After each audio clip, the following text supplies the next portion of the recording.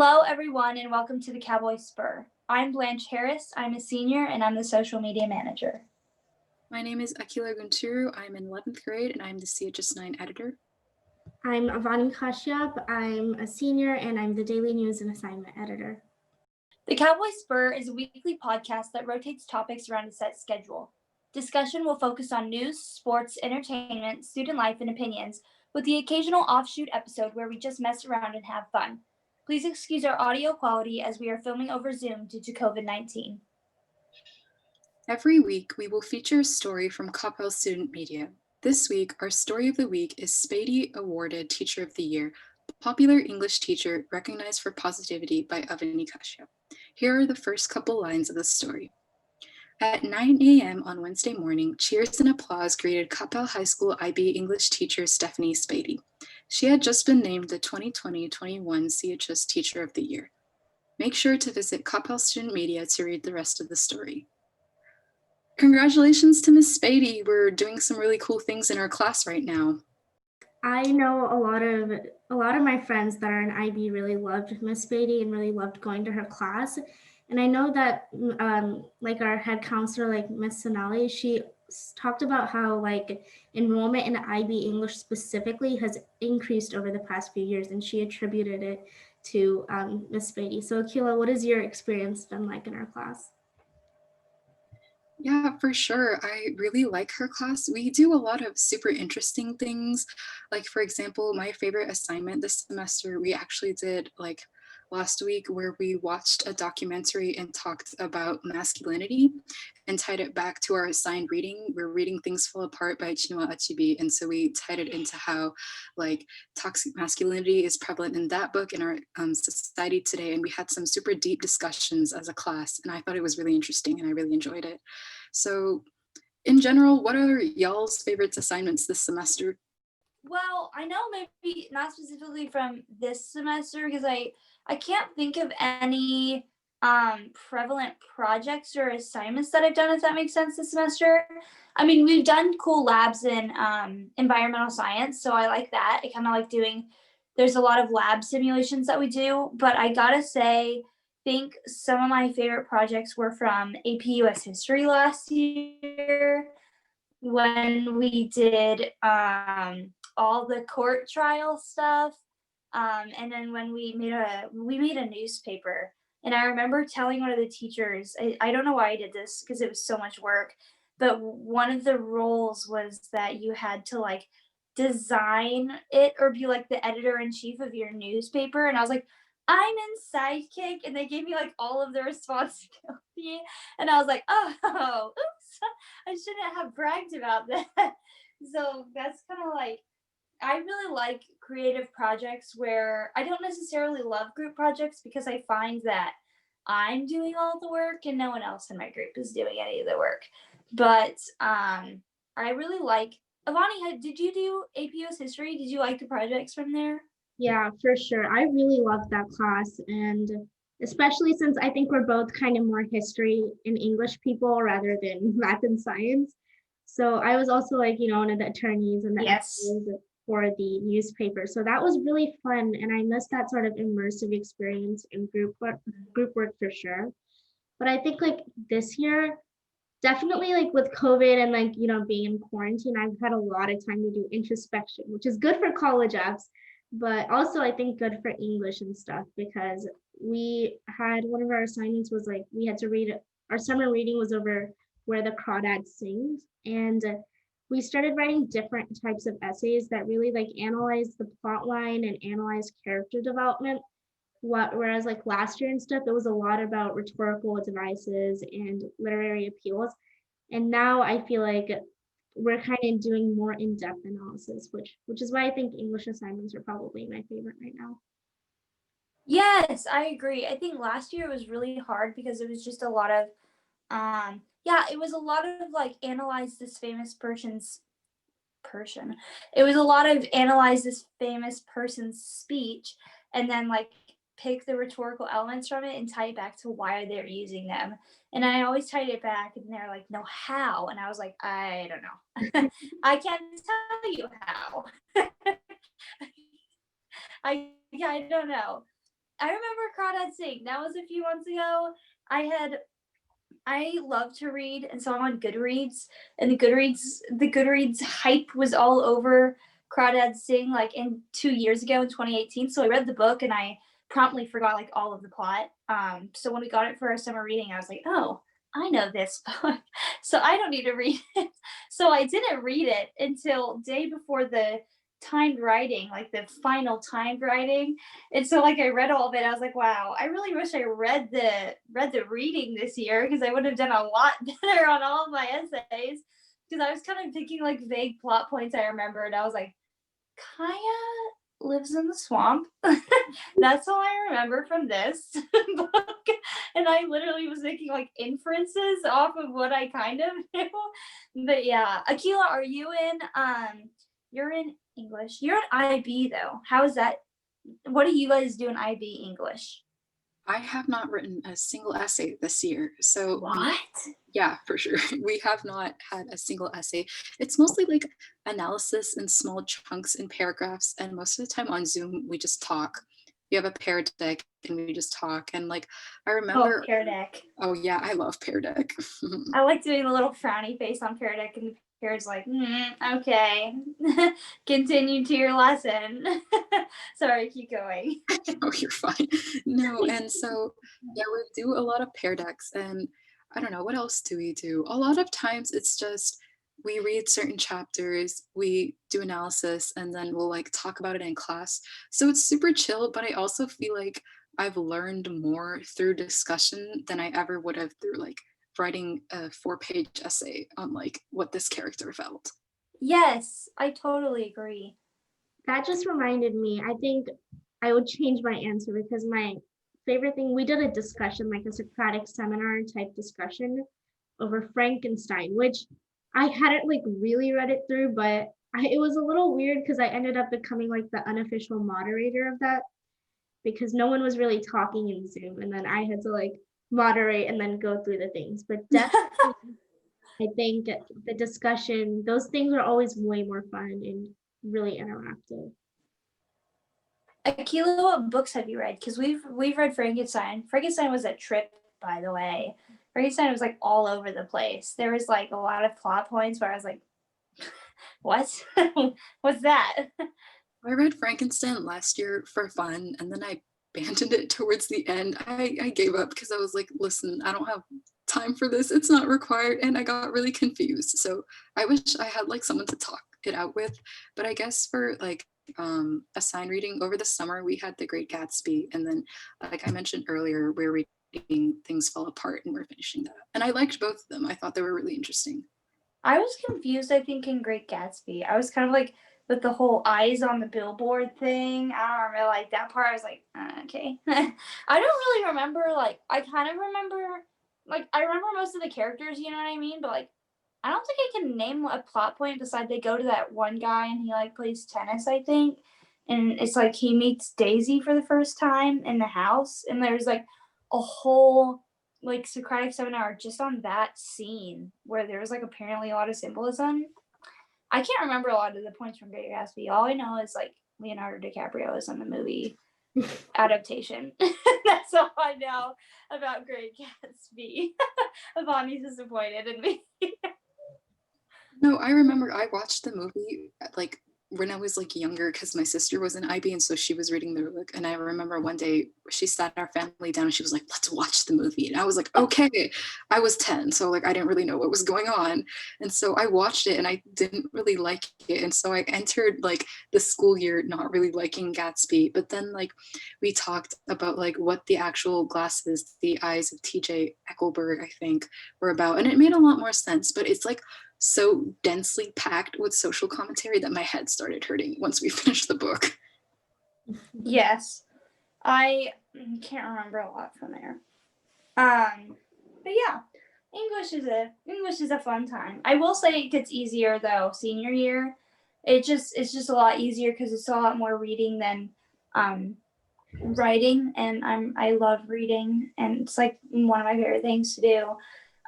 So that's really fun. So speaking of like all this semester, kind of like what's your favorite semester project and everything. So we're getting to the end of the semester now. We're getting to the end of the year now. So 2020. I know there's been it's just I feel like it's just kind of a lot of word vomit when we all talk about 2020. Everybody just kind of repeats the same stuff. Like they kind of regurgitate like this year's been terrible. This year's which it has. But every time, I don't know. I'm sick of the 2020 jokes. Let's move on to 2021, you guys. Let let's make jokes about that. I don't want to hear any more 2020 bad 2020 jokes. I don't think I can handle it. But anyway, what did you guys think of? Because this is the start of the new decade now, the 2020s. What did you guys think, like, expectations, I guess, or goals coming into 2020? Because I didn't really know what was going to happen at all. Yeah, I mean, I definitely didn't expect the pandemic to continue for this long. But I think after a point, like when it was like when we were in like October and November and it was still didn't really show any signs of going away, I was like, oh, this is gonna be here for a really long time. But obviously, the main thing for me is that not having a separation between school and home has been really difficult in terms of my schedule.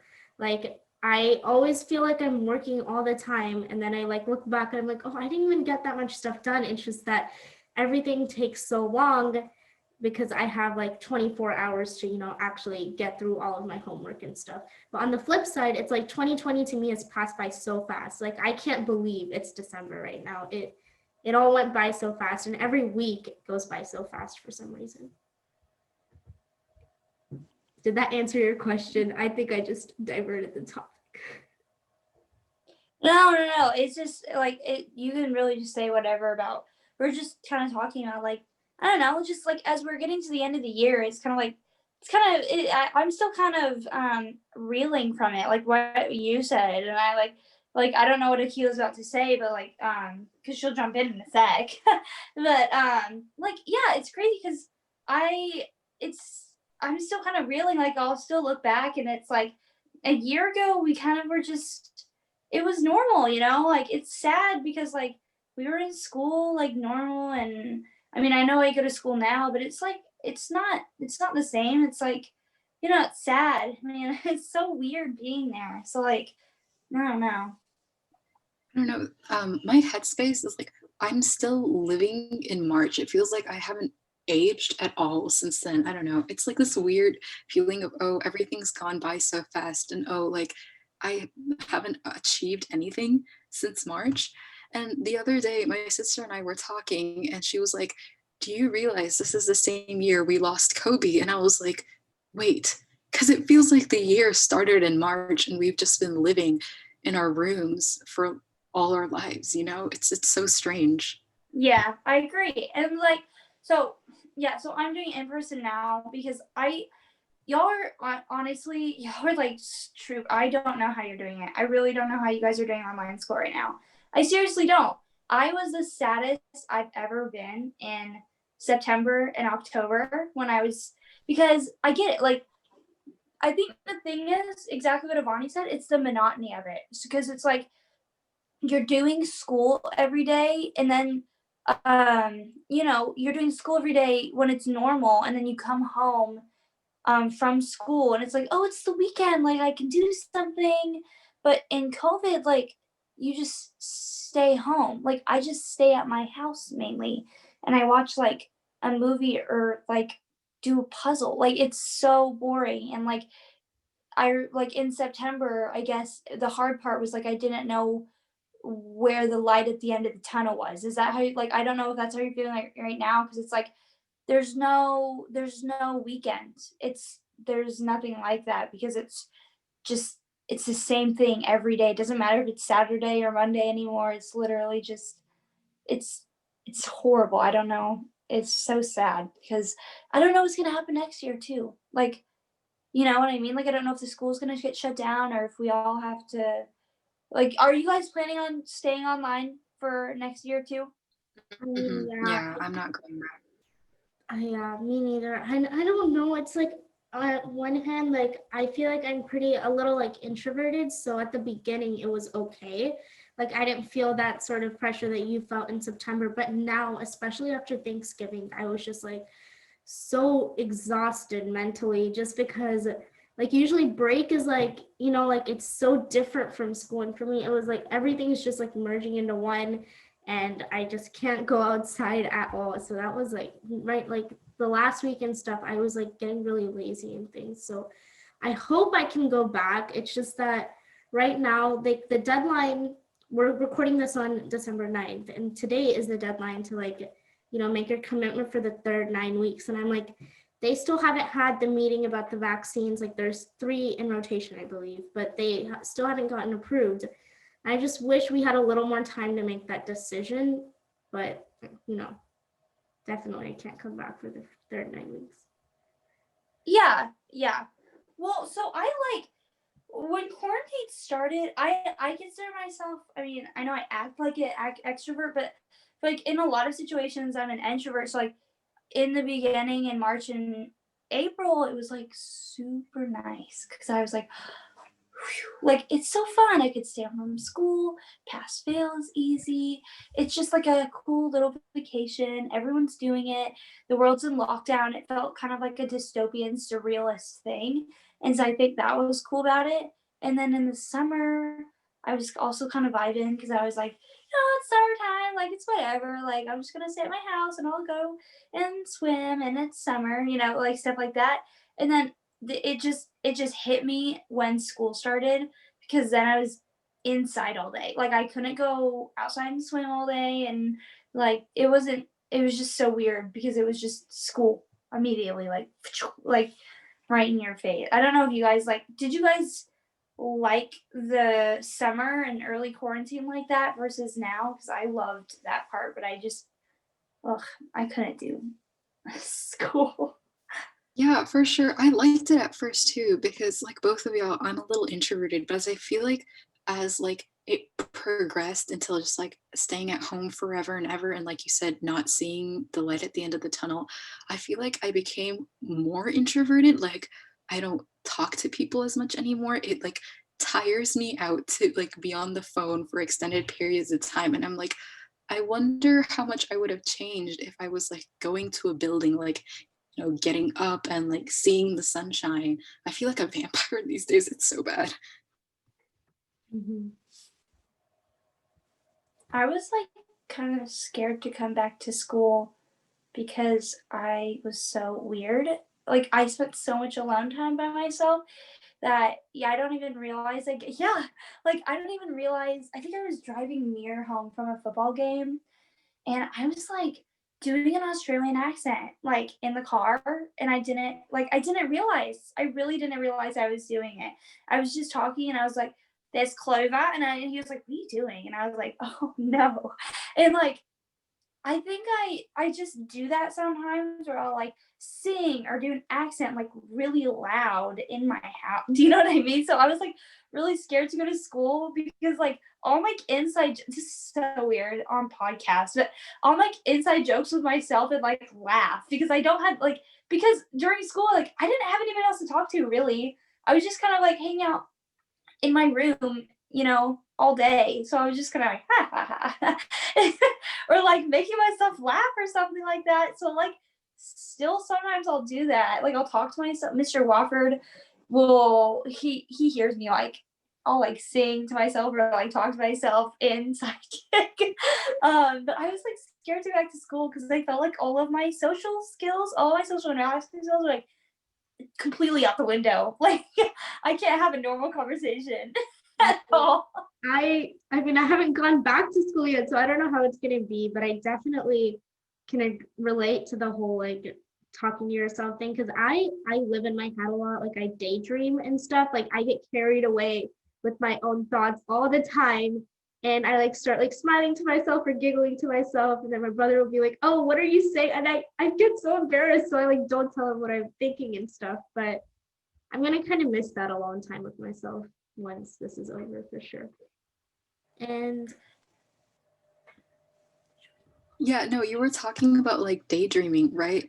Literally the other day, I was sitting in the car and I was spacing out, and I don't know, I had no idea what I was thinking out. But then I remember my mom kept calling my name, and I was like, oh my God, I don't know how to talk to people. I'm just sitting here in my own head making up like a novel for myself, like main character syndrome. It was so weird. But like, yeah, I get what you mean. Like daydreaming, spacing out, not being able to talk. Yeah, it's such a problem. I was just like so nervous to go back to school because I was like, oh, I'm gonna say something in a huge loud Australian accent and I'm gonna be super embarrassed once I do it. But Okay, you know oh what? well. I just remembered a positive about quarantine. One thing is that I really stopped caring so much about how I look. I never really like cared that much to begin with, Yes. but now it's like to the point where I'm like, I just don't care. And I don't mean that in like I'm being unprofessional, like I look like a mess when I get out of bed or anything. Like, Bonnie's letting herself go. but I'm just like, I don't care. Like, you know, people don't see you like that. So you don't have that added pressure of like being self-conscious and stuff. And definitely, like, I remember like listening to Jamila, and she was like, I know this is a little off topic, but she was talking about how she wasn't really interested in feeling beautiful. She was interested in feeling like smart and kind and compassionate and all these other things. And that I think has resonated with me so much now because I've stopped caring so much about how I look and I've been thinking about other stuff a lot more. So in terms of that, just like not having society, like not having people judging you or you think that, you know, other people are judging you, not having that added pressure has really done some good things in that sense. Oh yeah, for sure. I relate to that so much. I love her. She's so funny and she uses her platform for just to speak out on amazing things. Like she's just amazing in general. So yeah, I feel like um and I get it. So I know like I'm in a situation where I haven't been like I haven't had to have like a life or death thing happen with COVID at least yet. So I feel very like, privileged and lucky to be in that situation. So I understand like why people are saying like this is the worst year because for some people it really is their worst year. But I really feel like in this year, I think for like my development, like my character development or whatever it is, I feel like it's been the best year for me because like I completely agree, Bonnie. Like I feel a lot more confident and funny and I just feel a lot more me and I feel like I was kind of losing myself, do you know what I mean? And having this time with myself kind of rediscovered who I am a little bit and just kind of like solidified, I guess, me, and I felt a lot more secure and confident in myself as a person. So like I will never forget that and I'll always be grateful to like, kind of that experience because this is a very unique experience and I try and be positive about a lot of things. And so trying to look on the positive, like I got to work out like every day. I got to grow like myself and my skills and like, my mindset and I just think it was a really cool time. So I'm like really grateful for 2020 that it kind of helped build me as a person, For I sure. guess. And like both of y'all touched on like rediscovering yourself. Like when I was I like something that made me really happy was that I now know my sense of fashion. I like know more things about what I like and how I'm like funny. I never used to think I was funny, but over quarantine I discovered that people actually think I'm funny, which is kind of like I don't know, a pretentious thing to say, but I've like found out where I stand and what I'm most comfortable in. And it like makes me feel good. I know more about myself and I'm like less a stranger to myself. It feels good.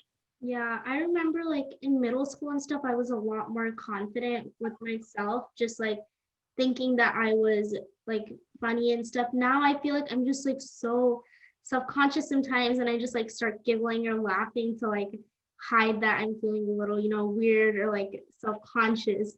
But that I really like how you said that because everyone I didn't know like Akila was like I didn't really like think of you as a funny person, but then this year I was like, dang, Akila's really funny, So like That's Akila makes me laugh so hard. And Avani, you make me laugh. Shibby sent me Shibby sent us your text that you sent her after the we were like dying. Yes. Oh my god. Board meeting, IB, board meeting. All the editors make me laugh, and I'm grateful for Sidekick. Honestly, this has made me grateful for Sidekick because, I mean, oh man, I'll cry. I'll cry because like I don't get to see the editors every day, and you guys are like literally probably you guys are probably some of my favorite people like alive, and so like that part. But I'm so glad that I can feel comfortable talking to you guys because you guys like made me like I could feel like you could be comfortable around you. And I feel like in freshman and sophomore year, I didn't have a group of friends, you know what I mean? So I was always kind of like, I don't fit in high school, but I feel like Sidekick has also helped me through there as well. Very unrelated notes. Are you guys excited for Christmas?